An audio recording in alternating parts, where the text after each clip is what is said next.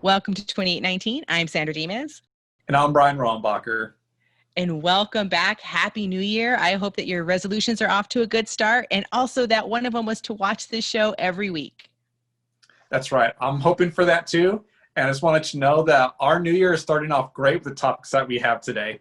In RTB 101, Krista will be speaking with president and founder of Reasons to Believe, Hugh Ross, about starting an apologetics ministry. And in Give and Take, Jeff Swearing will be talking with Dr. John Lennox. We're so excited to have him. He's going to be asking John, why does a mathematician believe in God? But first up is Culture Talk. Sandra's going to be speaking with biochemist Fazale Rana, and they're going to be examining theories about the origin of life. Let's check it out.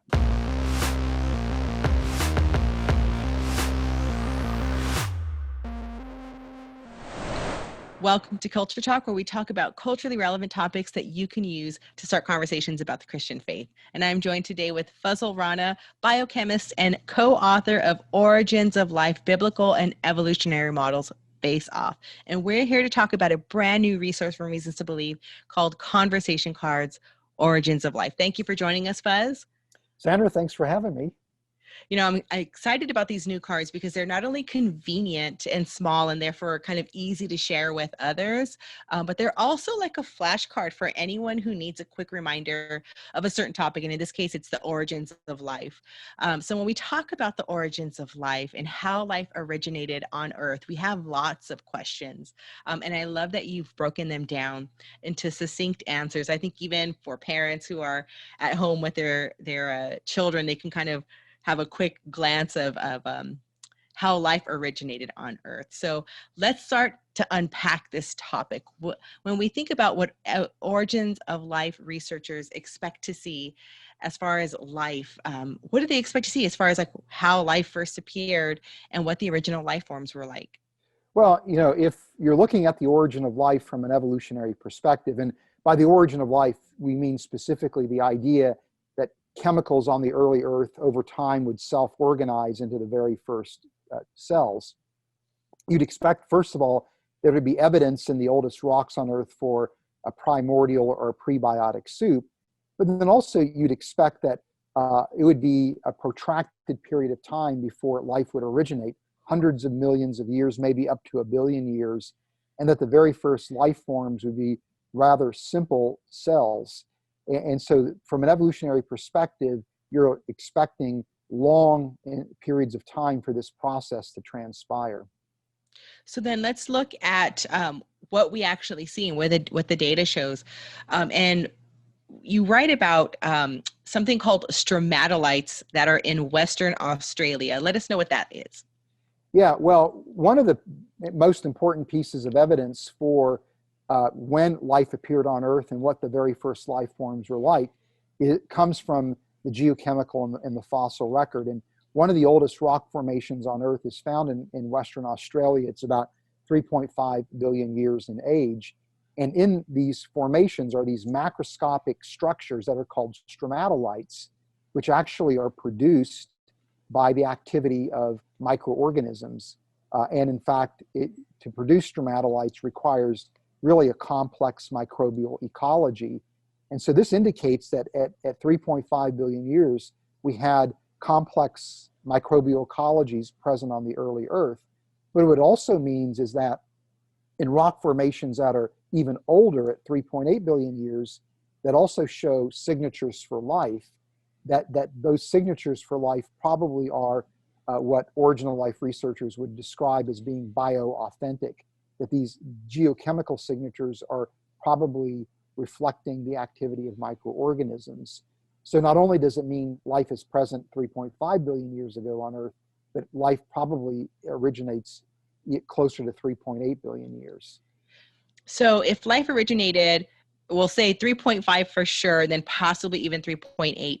But the Earth is 4.5, give or take, billion years old, then wouldn't that be enough time for evolution to do its job, and that therefore this discovery then fits with an evolutionary perspective? Well, superficially, you would think the answer to be yes, because that's 700 million years. But in fact, when you think about the conditions of the early Earth, suddenly you see something very troubling for the evolutionary paradigm.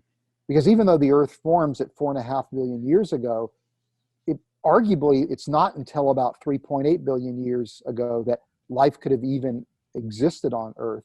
Because for the first several hundred million years, the Earth is in effect a molten planet, where there's no solid crust on the Earth, there's no oceans on the Earth. And this is largely due to gigantic impactors that are striking the Earth and liberating so much energy that they literally are keeping the Earth as a magma ocean for the first several hundred million years. And there's no way life could originate, let alone survive under these conditions. What would that time period be called? Does it have a name? Yeah, it's actually called the Hadean time frame, and it's after the Greek word for hell, which is Hades. And so it's right at the transition from the Hadean era to the Archean era at 3.8 billion years ago that we see again life appearing on the Earth. So then these stromatolites, how would they compare then? Are they simple? Are they complex? Because if we have life originating right at the time when life can originate, it seems like from an evolutionary perspective, it would still be okay if that life is simple. Yeah, well, what you see happening though is as the Earth is exiting the Hadean going into the Archean, there's another wave of impactors called the late heavy bombardment that would have essentially reverted the Earth back to a magma ocean. So once the late heavy bombardment subsides, boom, this is when we see geochemical evidence for life at 3.8 billion years ago. But looking at stromatolites and knowing what we know about them, it indicates that these first microorganisms, even though they were single-celled organisms, were biochemically very complex. So what we see is that there's a very short window of time for life to originate, maybe tens of millions of years, not hundreds of millions of years, and that life appears, again, in a geological instant. And when it does appear, it's already biochemically complex. And in fact, we already have complex microbial communities. And we also don't see any evidence whatsoever for a prebiotic soup in these oldest rocks as well. So when you put that all together, you've got a collection of facts that don't really fit the evolutionary paradigm very well. So then we have life appearing early, as soon as it possibly can, and we have life appearing and it's complex. So how does that fit then maybe from a biblical perspective, or does it? Well, I think it does, because if you, first of all, just think about what would it look like if there was a creator that brought life into existence on Earth? Wouldn't it look like suddenly out of nowhere that life would appear, and it would be inherently and intrinsically complex at its very first appearance? So to me, I see this as a signature for creation. But as we talk about in our book, Origins of Life, we believe that Genesis 1:2 is actually the biblical reference to what we would understand today as the origin of life when we think about, again, life's history. And there's an incredible match between the conditions of the early Earth that are described in Genesis 1:2 and what we have learned about the early Earth scientifically and the setting for life's origin. Yeah. Well, thank you so much for that. It really does sound like there's a lot of alignment there between what we see in the record of nature and then what we have in the words of the Bible. So if you want to know more about this topic, visit reasons.org/2819 to find out how you can receive conversation cards, Origins of Life, in exchange for a donation in any amount given between January and March of 2021. Thanks again, Fuzz. We'll see you.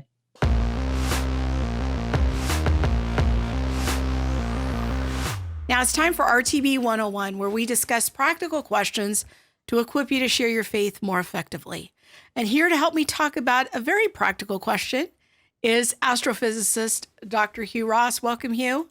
Thank you for having me on the show. Hugh, I've been collecting letters recently from social media, and I started noticing a theme.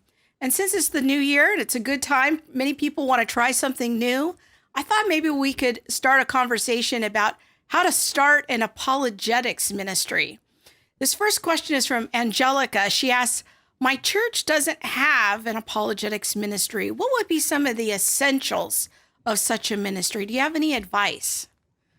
Well, you want to make sure it's good apologetics. You know, a friend of mine said apologetics comes in three categories: top, pop, and slop. You definitely don't want to bring the sloppy apologetics in. So first of all, make sure you get some really good resources. Mhm. Try to recruit some people you know that have a solid background in apologetics. That would be the first thing. And then start small. You know, get a group going and build it up. It's been my experience that if you actually start an apologetics class in a church, for example, and do it the right way, it will quickly become the largest class in the church.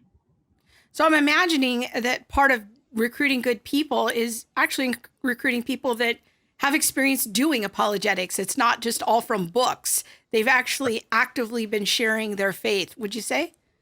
Yeah, leading people to Christ through solid reasons, not just presenting the gospel, but actually giving people the evidence that enables them to respond to the gospel. I really like your advice about starting small. People could even start with a home group, I'm imagining. Our next question is from Mike. He asks, churches seem generally equipped to train people on how to share the gospel, but when it comes to truly equipping members with evidences for defending their worldview, sometimes they seem resistant. Have you noticed the same? And how might I help change that culture? Yeah, typically the resistance comes because people are worried that the evidences are going to be controversial, Mhm. and they're worried that there might be divisions amongst the Christians. And I think a good way to respond to that is, well, present the different views. If there are different views on how the evidences are operating, present those different views, open up for discussion. A good apologetics class is one that encourages questions, discussion, and debate. I think it's important that the class needs to involve people that are not yet believers. I mean, they will bring up the good questions. And it's important too that the leader of the class doesn't answer all the questions, but says, that's a great question. How would all of you respond to that? I'd like to hear your different responses. I really love that. I love several things you said there. And some people may bristle a little bit at using the word debate, but I think in context, what you're saying there is, if there's differences about apologetic approaches, have different presentations and allow people to talk about it and ask questions. I love that. And I know in your class, when you started your class, one of the things you guys did to appeal to non-Christians and to make the class inviting was you actually held the class next door off the church property in a little strip mall area. So maybe thinking creatively about your location. Yeah, making sure that there isn't a stained glass barrier that's going to prevent people who are not yet believers from getting involved. So yeah, what we do is we held our class in a place where there was nothing about the church on the door or the signs. I mean, it was basically a discussion room. People thought it was a philosophy club. And we talk about encouraging debates. I think the best way to do that, get the Christians debating with one another, get them debating with one another in a friendly, loving, charitable way. And that will invite the non-Christians to jump in and debate those issues. Because I think what's going to make an apologetics class really successful is when they see Christians and non-Christians debating one another about these evidences and seeing the non-Christians respond. And often the non-Christians will actually help guide the discussion in a more productive way. That's great advice. Our last question is from Sue. She says, my church is currently focusing on trying to attract 18 to 29-year-olds. And I've communicated to them that science faith questions are very important to people in this age group with the hope that they'll create a class and utilize RTB resources. However, I'm noticing my leadership isn't as convinced. They seem kind of lukewarm, open at best. Do you have any advice for Sue on how to create more interest in this area? Well, I think there you've got church leaders that, again, are worried, hey, this could be controversial. I mean, you've got the classic young earth, old earth, theistic evolution debates going on with Christian apologetics, and they're worried that people might get offended and leave. And I call that the backdoor problem, where you got leaders concerned who's going to leave the church because some controversial issue is raised. And there, I think you need to present the front door opportunity. How many new people are we going to attract into our Christian community as a result of the fact that we're open to engaging them on the issues that they want to discuss.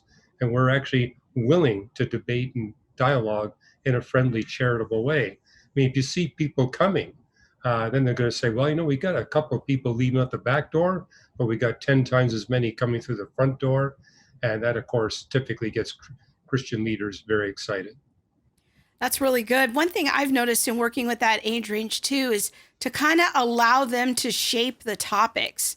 Ask them periodically and check in with them. What are the topics you guys are interested in? What are the questions that you are wrestling through with your faith?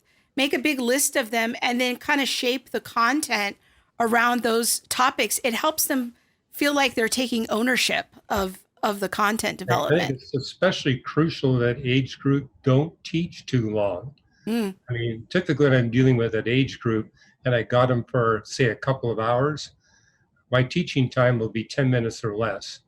I want them to bring up the issues they want to discuss and kind of let them guide things and let them debate one another and kind of guide that debate along. So, you know, that's a very interesting question there. I mean, what are some different ways we can approach that? And I think you're right. That age group, they want to be engaged. Give them the opportunity for engagement. Very good. Thanks, Hugh, for all that practical advice. And I want to encourage everyone to check out Hugh's blog. Just go to reasons.org and search for Today's New Reason to Believe.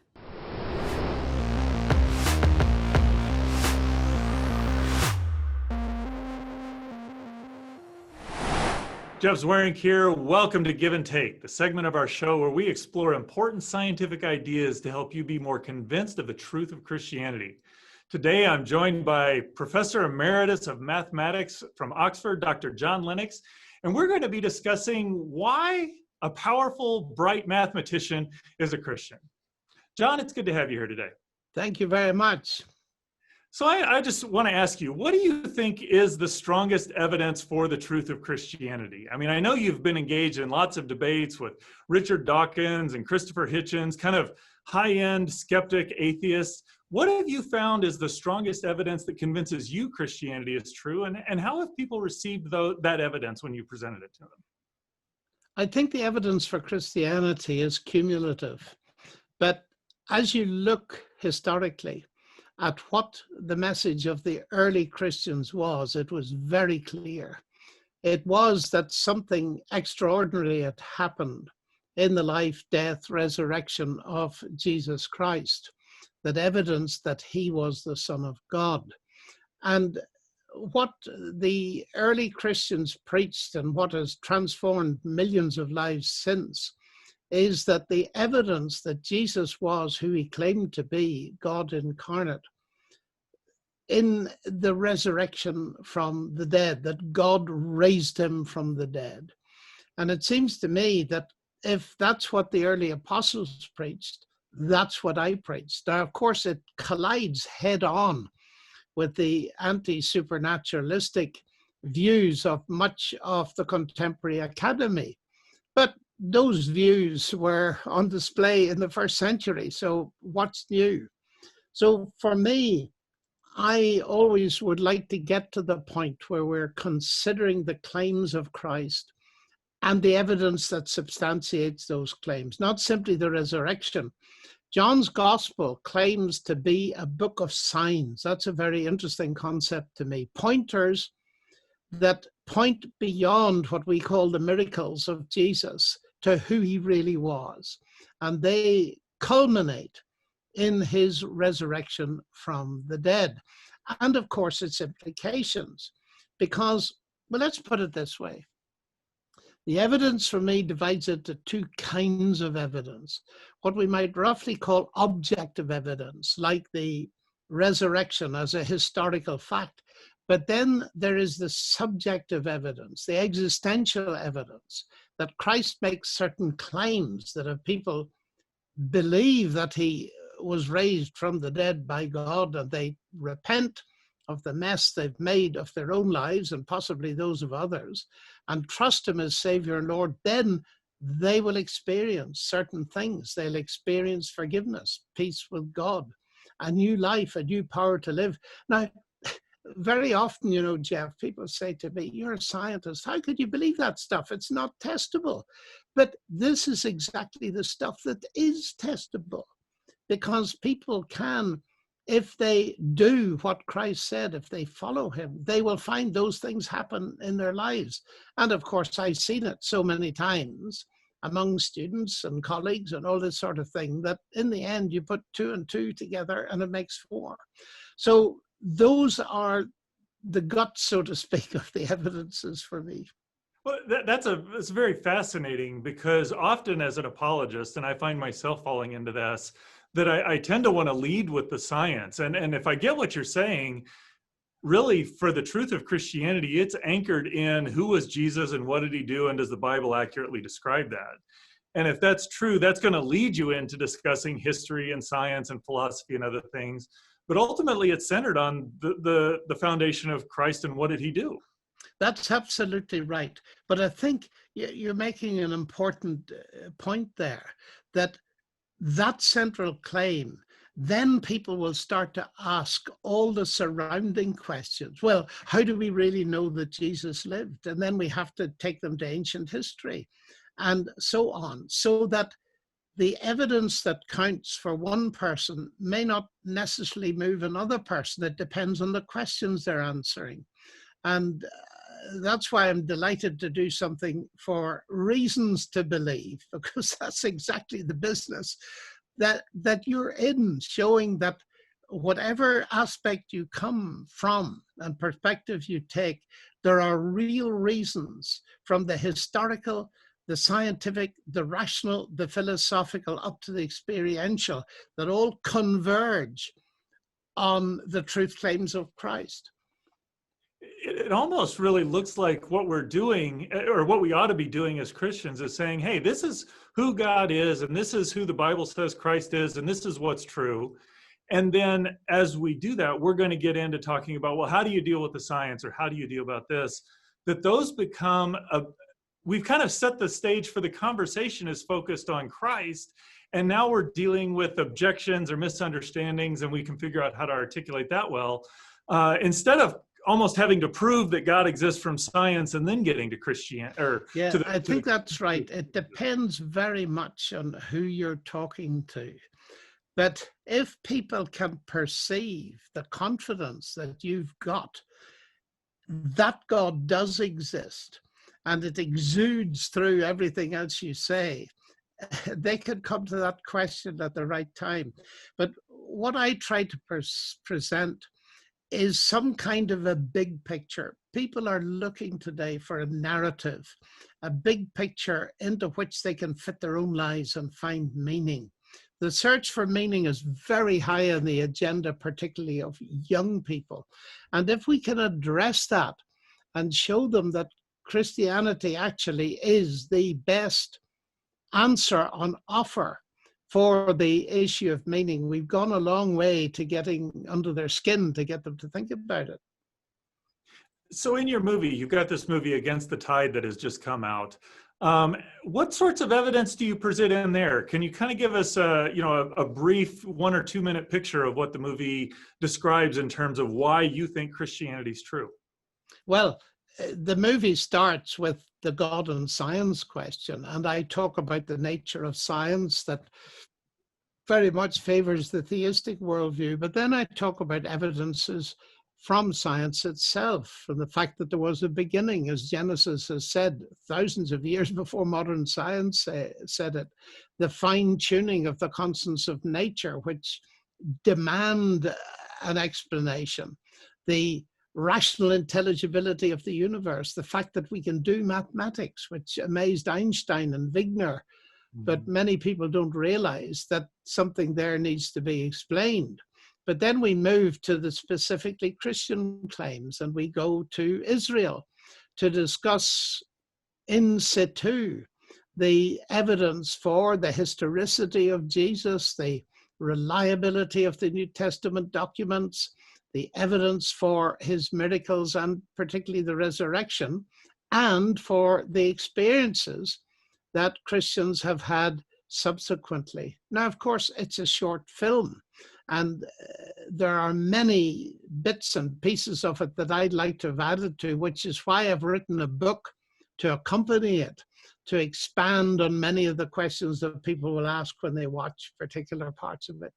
Well, thanks, John. I really do appreciate your comments.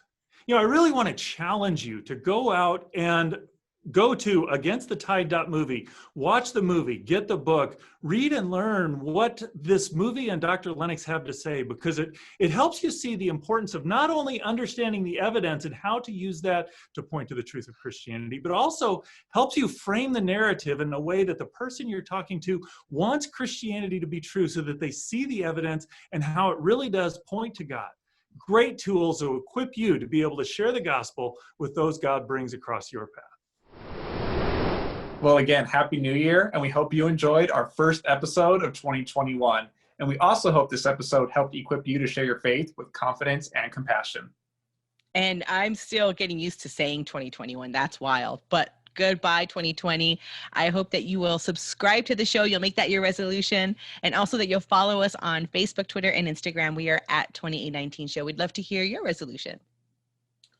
Also, if you'd like the podcast version of the show, you can get us on most major podcast services. Just search Reasons to Believe Podcast.